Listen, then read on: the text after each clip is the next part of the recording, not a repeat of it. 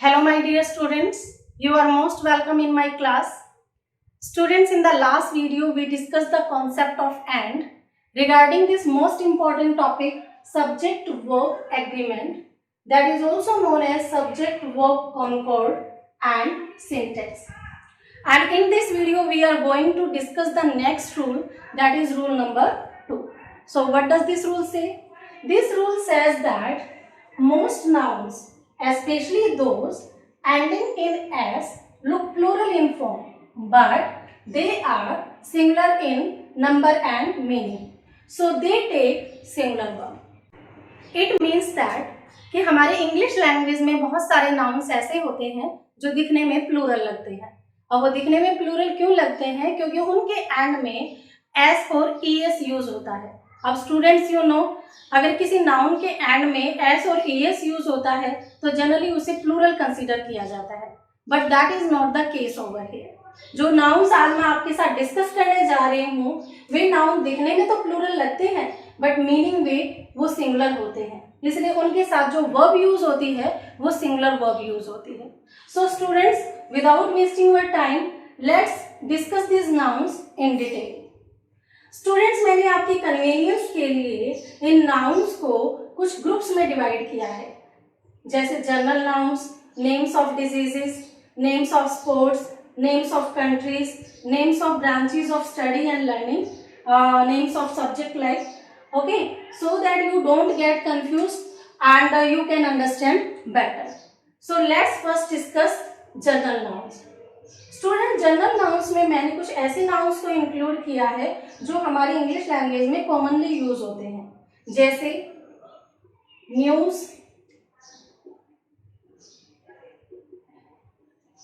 innings, wages, summons, etc. Let's first discuss the noun news.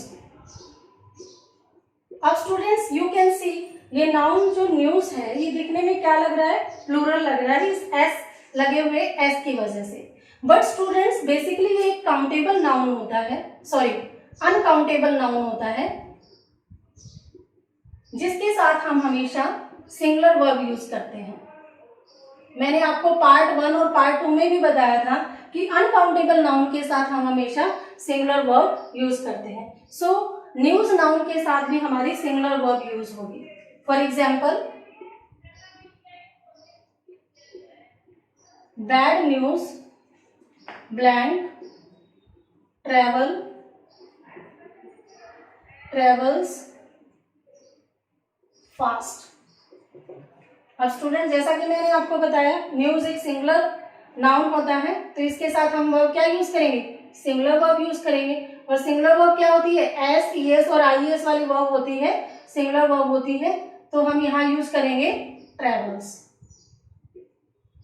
Bad news travels fast. Let's take another example, no news blank good news. आपके पास options है is, are. So students, यहां पर भी क्या use होगा? हमारी singular verb use होगी is. No news is good news. Students, do you know the meaning of this sentence? Students, basically ये जो सेंटेंस होता है ये एक सेइंग होती है, मीन्स एक कहावत होती है. इट मीन्स, इसका लिटरली मीनिंग होता है कि अगर कोई न्यूज नहीं है तो इसका मतलब गुड न्यूज है. मैं आपको एक एग्जाम्पल के थ्रू समझाती हूँ. मान लीजिए किसी घर में एक बुजुर्ग है और वो बहुत ज़्यादा बीमार है और उनके बारे में कुछ कहा नहीं जा सकता, मीन्स ही में pass away at any time. और उनके कुछ रिलेटिव्स हैं जो दूर रहते हैं, उनको भी इस बात का एहसास है कि अगर वहाँ से कुछ खबर आई इट मीन्स कुछ गड़बड़ है, अगर वहाँ से खबर नहीं आई इसका मतलब सब कुछ ठीक ठाक है. Okay, I hope you understood what I want to say. So no news is good news. अब स्टूडेंट्स, न्यूज का मीनिंग क्या होता है? न्यूज का मीनिंग होता है खबर. अब हमारे पास एक खबर भी हो सकती है और दो खबर भी हो सकती है. अगर मैं ये कहना चाहूं कि मेरे पास दो खबर है तो मैं इस सेंटेंस को कैसे कहूंगी? स्टूडेंट्स, अब हम इस वर्ड को यानी इस नाउन को हम एस या ईएस लगाकर हम प्लूरल नहीं बना सकते। इसके लिए हमें एक फ्रेज की जरूरत पड़ती है और वो फ्रेज है जैसे एन आइटम ऑफ न्यूज या फिर two items of news. Okay, अगर मुझे ये कहना हो कि मेरे पास दो बड़ी खबरें हैं तो मैं कैसे कहूंगी? I have two items of big news. One is that I got promoted and other is that my brother is getting married. Okay, एक फ्रेज और है, उसका भी यूज कर सकते हो आप, जैसे अ पीस ऑफ न्यूज या फिर two pieces of news. Clear? So students, news एक ऐसा नाउन है जो दिखने में प्लूरल लगता है, लेकिन ये अनकाउंटेबल नाउन होता है और इसके साथ हम हमेशा सिंगुलर वर्ब यूज करते हैं। और अगर हमें इसे प्लूरल बनाना हो तो हम किस तरह के फ्रेजेस यूज करके उसको प्लूरल बना सकते हैं? Now let's take another noun, that is innings. Students, I think you must be familiar with this word. innings एक स्पोर्ट्स में यूज होने वाली एक टर्मिनोलॉजी होती है जिसका मीनिंग होता है पारी। Okay, means turn eight playing. Okay, अब स्टूडेंट्स जो इनिंग्स वर्ड है दिखने में क्या लग रहा है? प्लूरल लग रहा है, लेकिन स्टूडेंट्स ये जो वर्ड है, ये जो नाउन है, ये हमारा सिंगुलर में भी यूज होता है और प्लूरल में भी यूज होता है। ये जो नाउन है इनिंग्स, इसका सिंगुलर भी इनिंग्स होता है और इसका प्लूरल भी इनिंग्स होता है। Let's understand through some examples.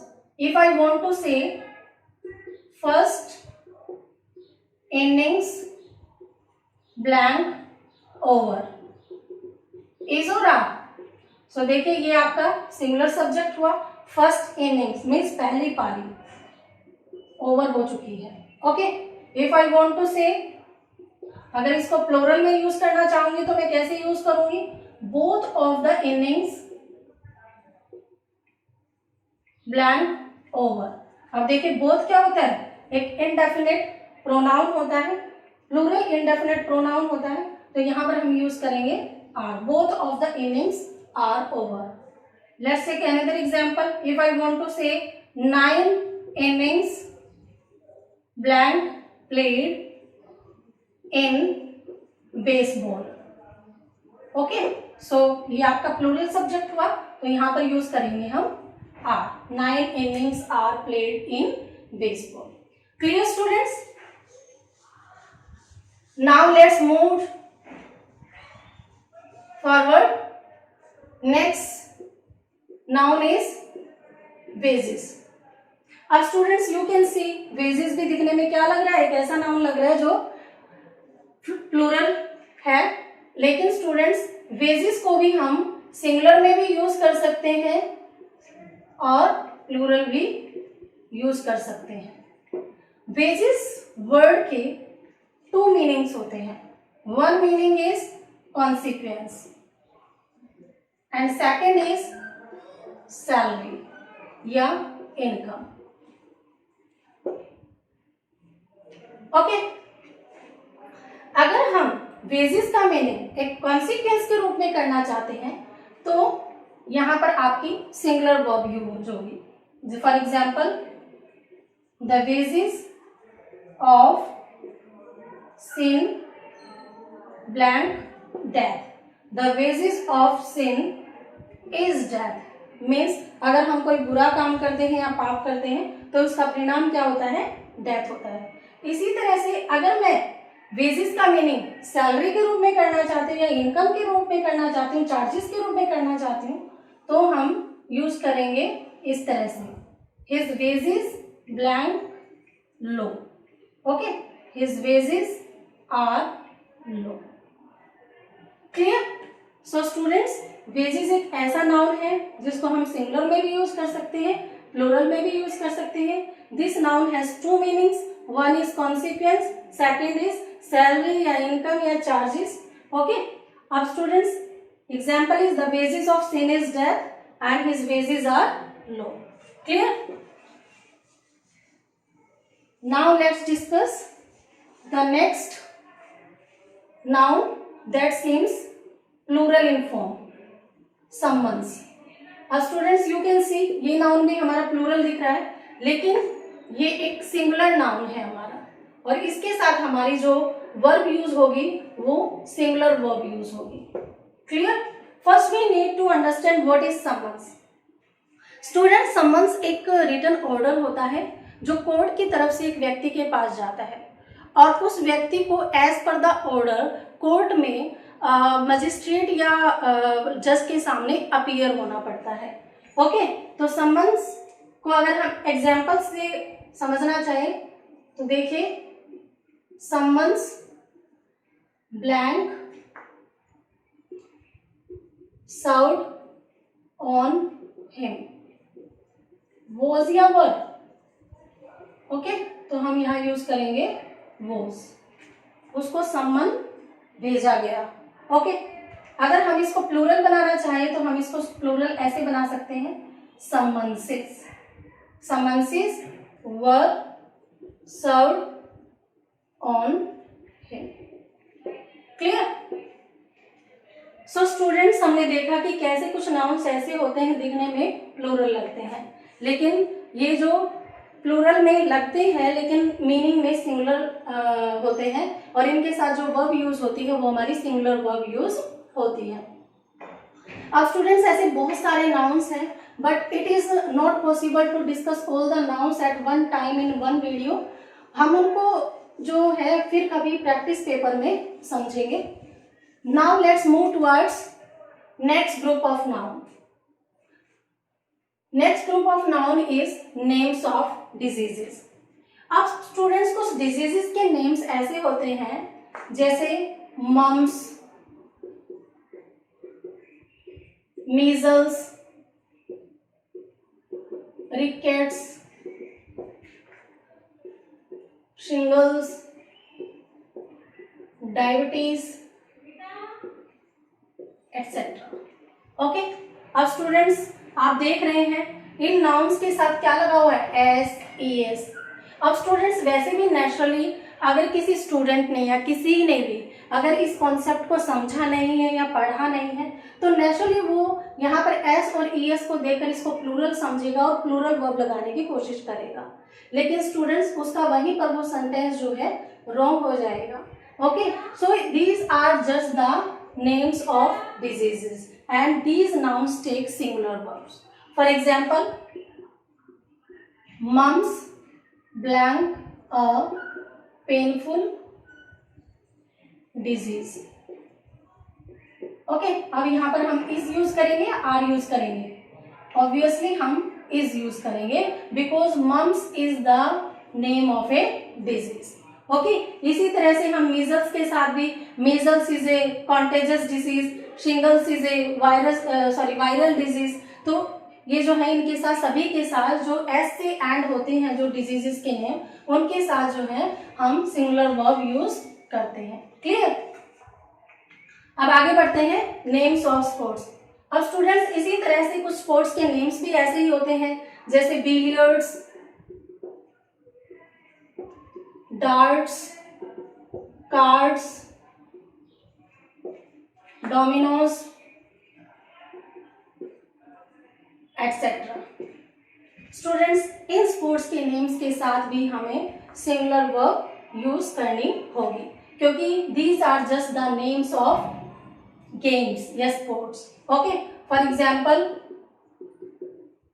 Billiards blank interest या interest me a lot. Okay, तो हम यहाँ क्या यूज करेंगे, बिलियर्ड्स हमारा क्या है, सिंगुलर नाउन है, तो हमारी वर्ब क्या यूज होगी, सिंगुलर वर्ब यूज होगी. तो यहाँ पर यूज होगा हमारा interest, billiards interest me a lot. इसी तरह से नेक्स्ट एग्जांपल ले सकते हैं, cards blank played in India, playing in India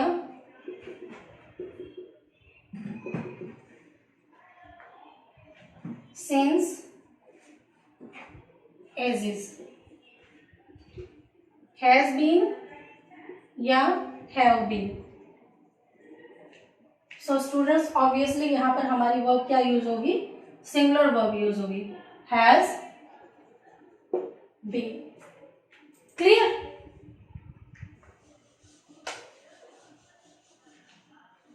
now let's discuss next group of nouns, that is names of countries. अब स्टूडेंट्स बहुत सारी कंट्रीज के नेम्स प्लूरल फॉर्म में होते हैं, that looks plural in form, जैसे United States, the United kingdoms,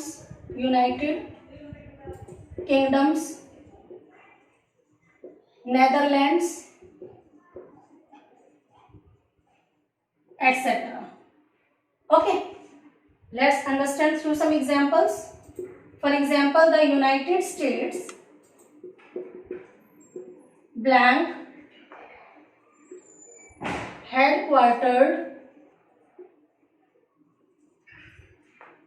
in New York. Okay, is or are? Okay, so students, you know this is just the name of a country, तो हम यहाँ पर verb क्या use करेंगे, singular verb use करेंगे। Okay, United Kingdom, the United Kingdom is an advanced countries. अब student Netherlands का example लेते हैं, जैसे नेदरलैंड्स ब्लैंक वर्क या works on environment. So students, as I told you, ये जो कंट्रीज के नेम होते हैं जो दिखने में प्लूरल लगते हैं, उनके साथ वर्ब्स हमेशा हमारी सिंगुलर वर्ब यूज होती है, तो वर्क्स एक सिंगुलर वर्ब है यहाँ पर। Okay, so Netherland works on environment. Students, क्या आप नेदरलैंड्स के बारे में खास बात जानते हैं? नेदरलैंड्स पूरे संसार में एक ऐसा देश है जहाँ पर साइकिल्स का बहुत ज़्यादा यूज होता है। सो इस स्टेटमेंट में कोई डाउट नहीं है कि नेदरलैंड वर्क्स ऑन एनवायरनमेंट। और हमारे पीएम मोदी जो है 2017 में जब नेदरलैंड्स विजिट पर गए थे, टूर पर गए थे, तो वहाँ के उनके counter part PM Mark Rutte ने उनको एक बाइसिकल एक गिफ्ट में दी थी। Okay, so I hope students you understood all these nouns that looks plural in form but these take singular verb. Okay, इनके एंड में एस और es लगता है तो it doesn't mean that they are plural, और हमें जो है प्लूरल वर्ब यूज करनी चाहिए ऐसा नहीं है। अब student, last but not least, here I request you to keep watching my video till the end, क्योंकि अगर कोई पॉइंट मिस हो जाता है तो you will be responsible for the loss, क्योंकि ये जो लास्ट पॉइंट है, ये जो लास्ट कॉन्सेप्ट है हमारा, इस रूल का मोस्ट इंपॉर्टेंट कॉन्सेप्ट है। So please keep watching the video till the end. Okay students, हमारे कुछ names of branches of study and learning या कुछ नेम्स ऑफ सब्जेक्ट्स ऐसे होते हैं जो दिखने में प्लूरल लगते हैं, जैसे mathematics,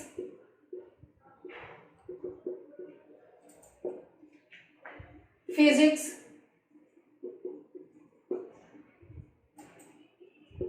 economics, linguistics, phonetics etcetera.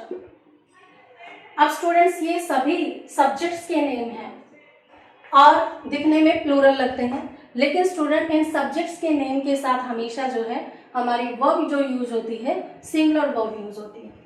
For example, मैं आपको कुछ एग्जाम्पल्स देती हूँ, फिर हम इसको डिस्कस करते हैं। For example, mathematics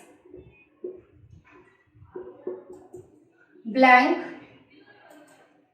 a challenging subject. आपके पास ऑप्शन है is, are. Okay, if I want to say my mathematics blank not good.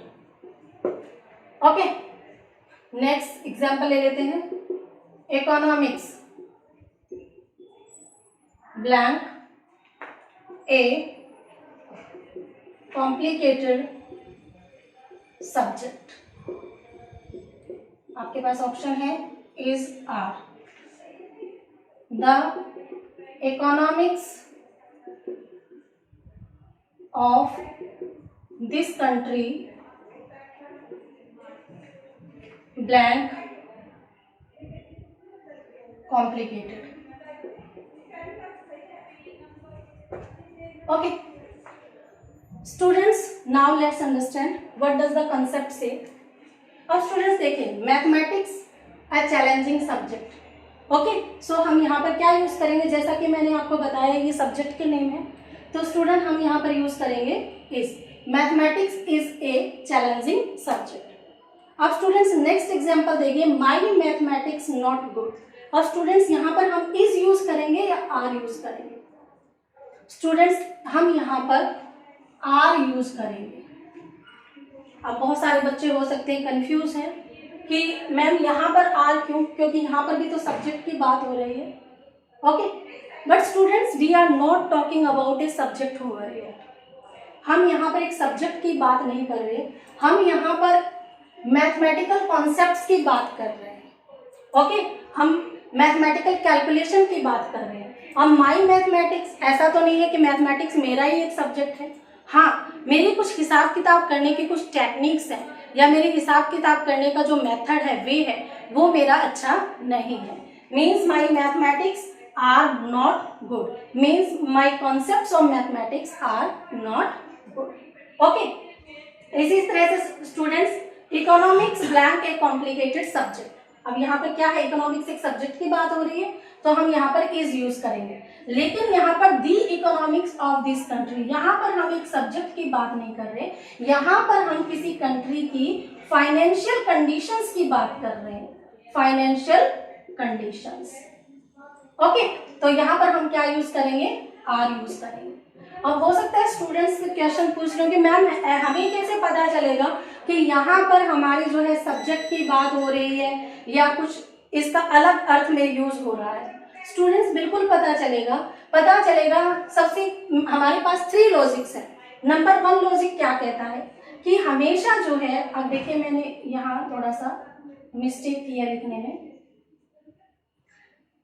First logic ये है कि हमारा जो सब्जेक्ट का नेम होता है उसका फर्स्ट लेटर हमेशा कैपिटल होता है, कैपिटल लेटर। ओके लेकिन अब यहाँ पर जो मैं यूज किया है, यहाँ पर मैंने स्मॉल लेटर को यूज किया। फर्स्ट लॉजिक तो ये कहता है। ओके सेकंड लॉजिक क्या कहता है कि जब भी किसी सब्जेक्ट के साथ या सब्जेक्ट के नेम के साथ अगर आपका कोई डिटरमिनर यूज होता है, डिटरमिनर मीन्स या कोई आर्टिकल यूज होता है या फिर कोई पोजेसिव डिटरमिनर यूज होता है, possessive determiner. Okay for example possessive determiner my, your, our, their, तो वहां पर आपका जो है जो वर्ब यूज होगी वो प्लूरल यूज होगी, क्योंकि वहां पर आपका सेंटेंस का मीनिंग जो है प्लूरल में यूज हो रहा है। ओके अब थर्ड कॉन्सेप्ट क्या कहता है, अगर मैं ऐसे तो मैं यहाँ पर भी ऐसे ही कर सकती हूँ, द न्यूज ब्लैंक गुड। अब यहाँ पर भी आपका क्या यूज हो रहा है, दी यूज हो रहा है। सो स्टूडेंट्स यहाँ पर तो आपका इज ही आएगा, क्योंकि न्यूज क्या है, एक खबर है। अब दी भी यूज किया है, अब मैं इस कॉन्सेप्ट के अकॉर्डिंग यहाँ पर क्या आना चाहिए, आर आना चाहिए। लेकिन स्टूडेंट्स यहाँ इस वर्ड में और इन वर्ड्स में आप थोड़ा सा डिफरेंस करके देखिए। ये जो है आईसीएस एंडिंग वर्ड्स हैं, आईसीएस एंडिंग वर्ड्स। तो कॉन्सेप्ट ये कहता है जो आईसीएस एंडिंग वर्ड्स होते हैं और उनके साथ अगर आप कोई आर्टिकल यूज करते हैं या कोई पॉजिटिव डिटरमिनर, इसको पॉजिटिव एडजेक्टिव भी कहते हैं, पॉजिटिव एडजेक्टिव यूज करते हैं, तो वो आपका जो सेंटेंस का मीनिंग होता है वो प्लूरल में होता है। Okay so students, I hope you understood well the whole concept of this rule number 2 कि बहुत सारे nouns हमारे इंग्लिश लैंग्वेज में ऐसे होते हैं जो दिखने में प्लूरल लगते हैं लेकिन वो मीनिंग में और नंबर में सिंगुलर होते हैं, तो इसलिए उनके साथ जो वर्ब यूज होती है वो सिंगुलर वर्ब यूज होती है। So students, I will be back soon with the next video with other rules of this most important topic, subject verb agreement, that is also known as subject verb concord and syntax. Thank you. Have a nice day.